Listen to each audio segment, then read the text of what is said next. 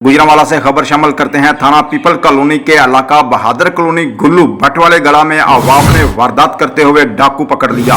डाकुओं ने मोहल्लेदारों पर सीधी फायरिंग कर दी, जो कि मुजाना तौर पर डाकुओं की फायरिंग से बच गए। अहले इलाका ने जुर्रत का मुजाहरा करते हुए मौका से फरार होते हुए डाकुओं को रंगे हाथों पकड़ लिया और खूब दुर्गत बनाई।